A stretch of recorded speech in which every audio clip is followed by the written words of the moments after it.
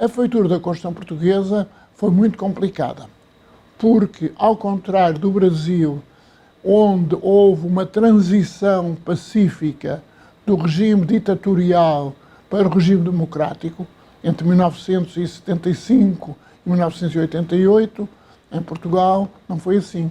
Houve uma revolução, portanto uma ruptura com o regime autoritário anterior, que era também uma ditadura, e depois houve 2 anos extremamente perturbados de luta política, político-militar até, tentativas de golpes de Estado de um lado e do outro, tentativas de instauração de um regime comunista, e só, pode dizer-se, in extremis, é que se conseguiu chegar a uma democracia consolidada. A Assembleia Constituinte foi eleita na fase mais conturbada do chamado período revolucionário e, apesar de tudo, foi conseguindo funcionar e conseguindo avançar na feitura da Constituição. A Assembleia Constituinte foi eleita num período muito conturbado, mas, apesar de tudo, conseguiu ir avançando na feitura da Constituição. E mesmo na época mais difícil, em que pareceria que iríamos cair num regime totalitário, a Assembleia Constituinte, onde havia uma maioria de partidos democráticos, quando digo democráticos, quer dizer partidos identificados com a democracia de tipo ocidental, foram aprovadas as normas sobre direitos fundamentais, sobre pluralismo, sobre democracia, e, portanto, ainda antes de ser resolvida a questão, podemos dizer, do regime, já a Assembleia Constituinte tinha avançado no sentido de uma Constituição democrática, pluralista, de garantia das liberdades fundamentais. E, portanto, o período foi um período muito difícil. Os 10 meses de funcionamento da Assembleia Constituinte foram extraordinariamente complicados, mas conseguiu-se chegar a um resultado que, a meu ver, é satisfatório. Não digo que a Constituição de 1976 seja a melhor do mundo, não é, não há Constituições melhores do mundo, é a Constituição possível no Portugal de 1976. E, desde então, tem provado bem, particularmente no tocante ao sistema de direitos fundamentais e no concernente ao sistema do governo. Tem havido adaptações feitas pela jurisprudência constitucional, pela participação de Portugal na União Europeia, pela própria prática política, mas a Constituição, no essencial, é a mesma. Garantia de direitos fundamentais, regime democrático, pluralista, sistema de governo semipresidencial. É evidente que são 2 países diversos, desde logo porque o Brasil é um país grande, muito grande, é um Estado federal, é um Estado com muitos problemas diferentes daqueles que nós temos em Portugal, mas há pontos de extrema semelhança entre a Constituição brasileira e a Constituição portuguesa.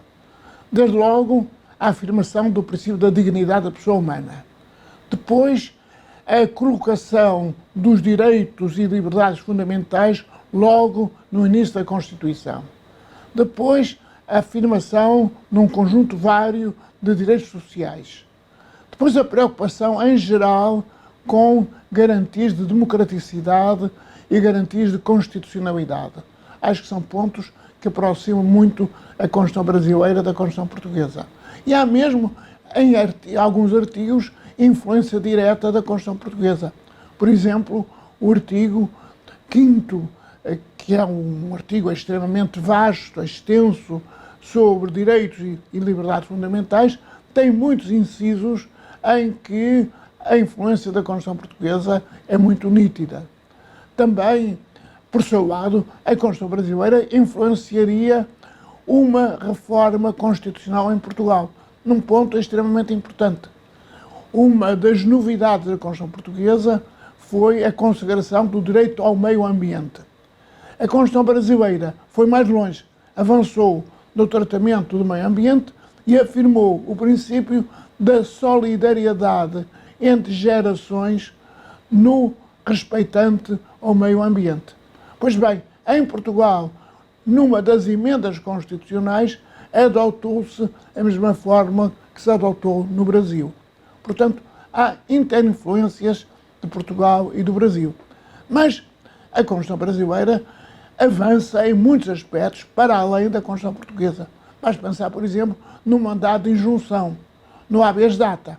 Por exemplo, são dois aspectos extremamente importantes de consagração de direitos ou de defesa de direitos fundamentais na Constituição portuguesa. Em contrapartida, a consagração da ação direta de inconstitucionalidade por omissão é fruto de uma marcação, de uma influência da Constituição portuguesa. O que é natural? É natural que haja estas interinfluências, tendo em conta as razões, os laços entre Portugal e o Brasil, e tendo em conta também aquilo que se tem chamado o movimento de democratização que se inaugurou justamente em Portugal em 1974 e que passaria por muitos outros países. Por Espanha, logo a seguir, depois por o Brasil, depois os países africanos de língua portuguesa, depois os países da Europa Centro-Oriental, após a queda do Império Soviético. Portanto, hoje há no mundo, pelo menos no mundo ocidental, uma grande confluência, uma grande aproximação de concepções, de pré-compreensões respeitantes ao direito constitucional. Sem a menor dúvida. Quanto à Constituição brasileira, permita-me que diga, como português, neto de uma brasileira, portanto, com alguém que até poderia eventualmente ter um passaporte brasileiro, mas que a Constituição brasileira está muito longe de ter atingido plenamente os seus objetivos, particularmente no campo social e também no campo do sistema de governo. Eu sou muito crítico do sistema de governo presidencial. Acho que o sistema de governo presidencial, como a experiência mostra, funciona bem nos Estados Unidos. Fora dos Estados Unidos não funciona. Degenera ou em paralisia, ou em crise, ou então em ditadura. E no caso brasileiro, aquilo a que temos assistido nos últimos tempos é uma crise sucessiva. Uma crise sucessiva. O sistema do governo português é um sistema de governo semipresidencial, é mais complicado porque há um Presidente da República eleito por sufrágio direto, há um Parlamento, há um Governo, mas há um equilíbrio entre o Presidente da República, por um lado, e o Parlamento e o Governo, por outro lado. Como se está vendo neste momento em que há um Presidente, podemos dizer, de centro-direita e um Governo do Partido Socialista com o apoio ou não desapoio do Partido Comunista e do Bloco de Esquerda. E o sistema tem funcionado graças a um equilíbrio entre os dois centros de poder, o Presidente e o Parlamento e o Governo. Pelo contrário, concentrar o poder no Presidente da República, ainda por cima com um Congresso muito pulverizado, com mais de 20 partidos, é abrir caminho a sucessivas crises. Isso acho que não é bom.